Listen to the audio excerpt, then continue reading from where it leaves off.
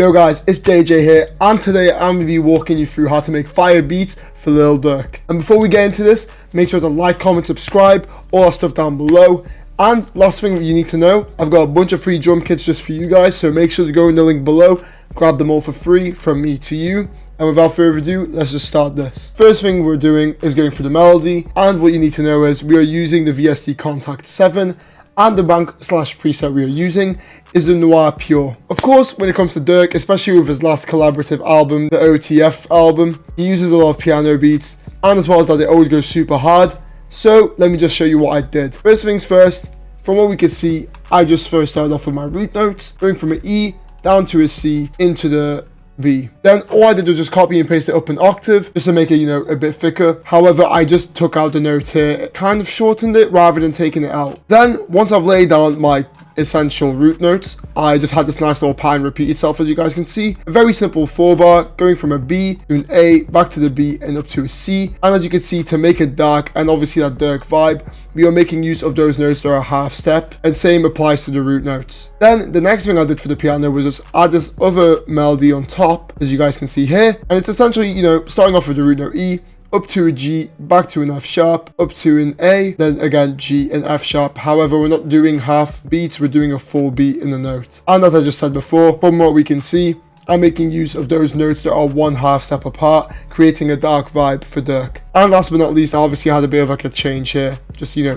bit of variation. I had this nice little top line that I made, as you guys can see, and as I'm highlighting it right now, that is a top line that I've made just to add another layer on top of everything, giving the whole piano a lot of depth, filling out the whole frequency ranges from the lower octaves all the way to the higher ones. And before I play you the melody, one thing you need to know is I clicked Alt-S, I clicked Alt-S to strum my drums, I clicked Alt-S to strum my melody, and as well as that I clicked Alt-R and use the randomized velocity thing, just so it sounds more human, sounds more natural, gives it a natural feel. And without further ado, this is what the main melody sounds like.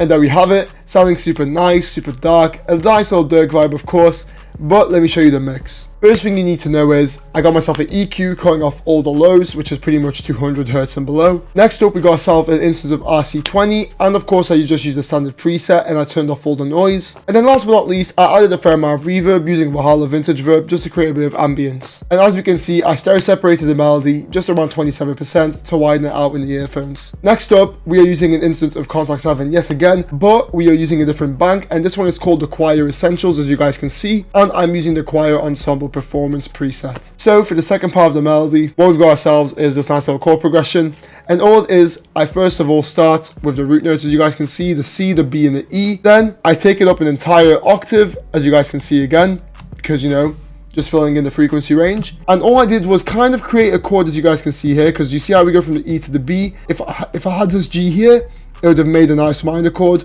but I took it out. And same applies for here, if it had been a major chord, and that would have been another minor chord. But I just took out the second notes in all of them and just kept the third one, and then took the root note and took it up a whole octave. And now without further ado, this is what the choir sounds like with the keys.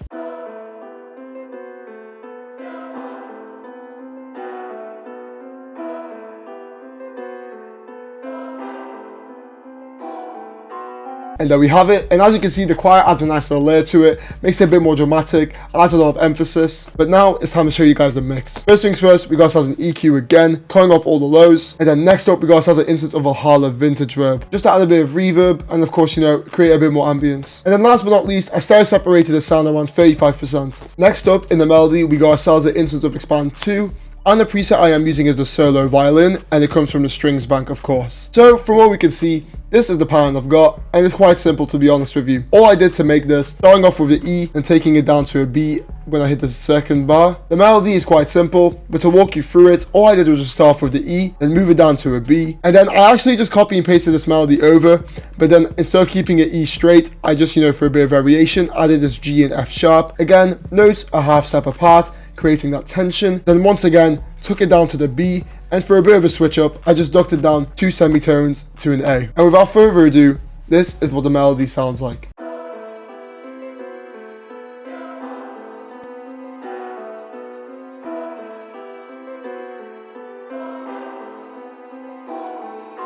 And there we have it. Now, as for the mix, as we can see here, I've got myself an EQ again, cutting off all the lows, but then I docked a few of the harsher frequencies that came through the violin. And next up, we got an instance of Valhalla Vintage Verb. Again, adding some reverb, some ambience, doing it equally and nicely. And then last but not least, I stereo separated the violin around 50% just to really widen it. I don't want it to be in the real forefront, kind of adding a nice little bit of texture to the whole thing. Last but not least, we got ourselves an instance of Contact yet again. And I am using a preset, should I say, the bank, the Scar B Rickerback bass. We all know it, we all love it. Very much a go-to bass of mine from now on. However, before I actually had this bass, I would always use the bass from Expand 2 called the Fingerless bass. I think that's the name of the preset, so just in case you guys can't obviously afford Contact or use it, Expand 2 is a really good alternative. And of course, when it comes to the bass line, it's essentially just following the root notes, but as you guys can see, I like to always end off my bass notes before you go into the next one by like this little square. I don't know why, it just gives it a bit more of a human feel. And then for a bit of a switch up, I added these two notes again. You know, one semitone apart, tension, dark vibe, but it also just sounds good. And of course, with this bass, I added no effects. And now the last thing I actually did to the melody was I took the whole thing, pitched it up by 2 semitones, taking it from an E minor up to an F sharp minor. And now without further ado, this is what the melody for Lil Durk sounds like.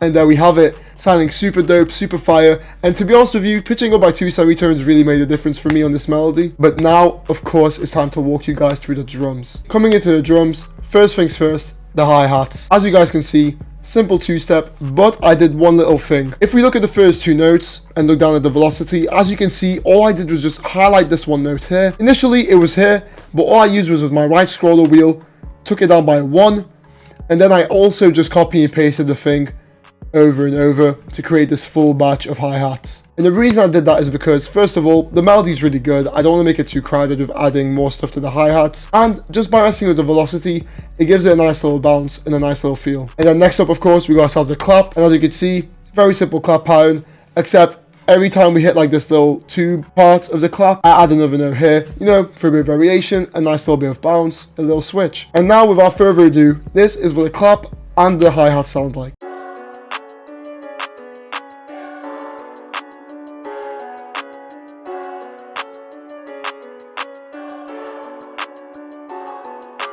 And there we have it. And now we are onto the 808s. And the first thing you need to know is I am using, of course, the official Spins 808 here. Got myself a nice little pattern. And as you can see, it just repeats itself every 4 bar. Nice little bit of a bounce going here with these 2 back-to-back 808s. Then just to space it out for the last little part, you know, keeping it nice and simple. But one key thing I need to let you know, and it's a nice little bit of sauce for me, max the velocity of your 808s. I know it's very simple and it's very basic, but trust me, it makes the difference. All you have to do is click Ctrl A to highlight all of your notes, then use your scroller wheel and hold on to it, and then just drag it up and down until you reach the very, very top. And doing so, you'll max your velocities out. And I advise you do this with your kick as well as your 808. This makes it so it comes off punchier, the 808s sound harder, and it's more appealing to producers and artists when they hear the beat. I mean, it's a hip-hop beat. You want your 808s to slap, don't you? So that's how you do it. And of course, for the kick pattern, it's essentially just the 808 pattern, but you know, copy and pasted over, kept at its root note of C, and of course I have maxed the velocities out because it is essential. So without further ado, this is what the 808 kicks sound like.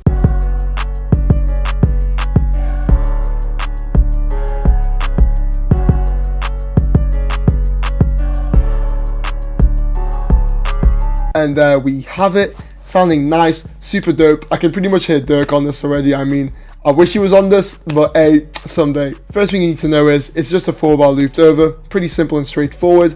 And as you can see, I have this nice open hat hitting every time it goes through 2 beats. So we have it at the 1, the 3, the 5, and the 7. And then of course, just for a bit of a switch up, I added a second little hat over here because it just sounds nice. It hits with the 808 as well, so it makes it all just sound punchier. And then last but not least, I got myself a nice little snare, whacked it on the end as you guys can see, and just made a nice little roll. It just helps transition from the main part of a chorus, for example, into a verse, and it just sounds dope. So without further ado, this is what the beat sounds like.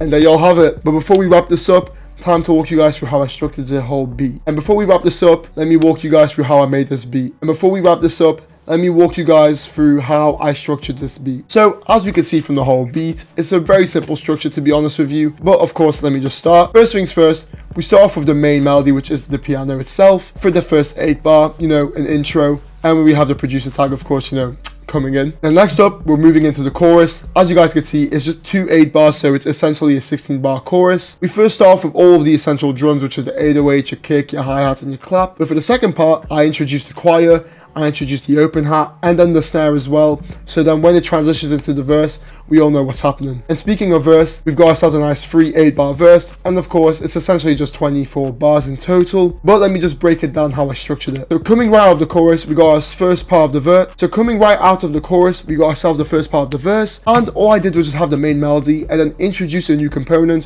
which was the bass itself, you know, the bass line. And I stripped the drums away from the beginning, and then I introduced them after like 2 bars have played, and then that's when your hi-hat, your claps, and your kick come in. Of course, the 808 doesn't come in because, you know, the bass line will clash with the 808. But next up, we're into the main part of the verse, which is the second 8 bar. And as you guys can see, I've now introduced, of course, the new component, which is the string. I've now introduced the 808, taking out the bass, and of course, I got my open hat, and I've got my snare roll. Final part of the verse is what I like to call the pre-hook, which is the 8 bar just before your chorus hits. And the way I like to make this pre-hook a bit nice is I'll strip away pretty much all the drums, reintroduce the bass as you can see, kept the string, and then for the second half of the 8 bar, bring in the clap and the kick just to give it a bit of nice bounce, and they'll indicate to the artist and the listener that, yo, we about to jump in the chorus again. And then all I actually did was copy and paste this whole thing over once more, and then I copied and pasted the chorus once more, making it a total of 1 intro verse, making it a total of an intro, 3 choruses, and 2 verses. And there you have it, folks.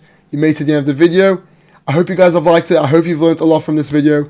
Always trying, and you know, we're on the way to 1,000 subs, so come on, show some love. I appreciate you guys, and of course, enjoy your week.